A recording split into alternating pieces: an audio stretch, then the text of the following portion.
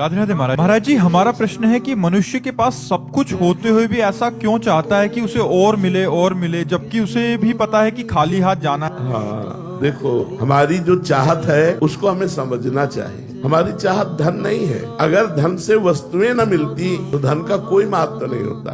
वस्तुओं को अगर हम इंद्रियों से न भोगे तो वस्तुओं का कोई महत्व नहीं होता। प्रधान बात आई इंद्रियों के भोग से, और इंद्रियां इन झूठे भोगों से कभी तृप्त नहीं हो सकती। हमारी जो चाहत है उसे समझना चाहिए। हमारी चाहत है अखंड सुख जिसमें दुख का लेश न हो। हमारी चाहत है कोई हमें ऐसा प्यार करे जो सिर्फ हमें प्यार करे। तीसरी चाहत है कि शांति, अखंड शांति हम चाहते हैं। चौथी बात है मरना नहीं चाहते, अविनाशी। चार बातें देख लो सब लोग। सुख जिसमें दुख का लेश ना हो, दुख का बिल्कुल लेश ना हो। प्यार जो मुझे करता हो, मेरे शरीर से नहीं, मेरी वस्तुओं से नहीं, मुझे प्यार करता हो, ऐसी दृष्टि नहीं है। शांति जिनमें किंचन मात्र भी अशांति ना हो और मैं मरूं नहीं, ये हमारे भगवान के लक्षण है। सुख समुद्र का अंश हूं इसलिए सुख चाहता हूँ। प्रेम समुद्र का अंश हूं इसलिए प्रेम चाहता हूँ। शांताकारम, शांत समुद्र भगवान है इसलिए मैं शांति चाहता हूँ। और अविनाशी भगवान है इसलिए मैं अविनाशी मरना नहीं चाहता। ये चारों बातें प्रमाण देती है कि हम भगवान के बच्चे हैं, हम भगवान के अंश हैं। और सबसे पहली बात जो आपका प्रश्न था कि कभी संतोष नहीं होता, हम आगे बढ़ना चाहते हैं नंबर 1 में, क्योंकि नंबर 1 के हैं, है ना, 1 के है ना, तो हमारी बढ़ोतरी ऐसी हो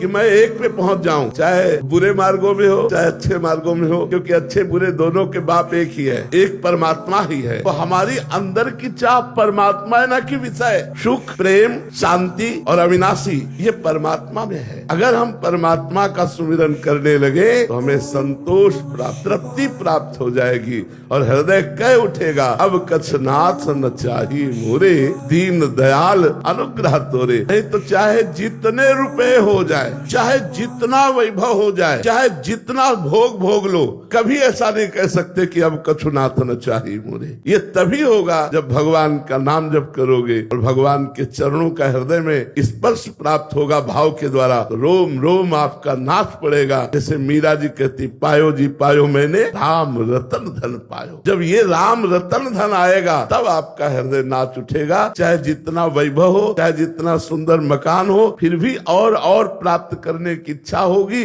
और जाना कुछ नहीं है साथ। शरीर भी साथ नहीं जाएगा तो और क्या जाएगा। इसी भ्रम में हमारा जीवन नष्ट हो जाता है। विवेकवान वही है जो सावधान होकर अपने जीवन को काटे, भगवत स्मरण करते हुए, धर्म का पालन करते हुए, कर्तव्य का पालन करते हुए जो जीवन काटता है वो परम पद का अधिकारी होता है। इसलिए धर्म से चलो, भगवत स्मरण परायण रहो, अपने कर्तव्य को अपनी पूजा समझो तो सब काम बन जाएगा।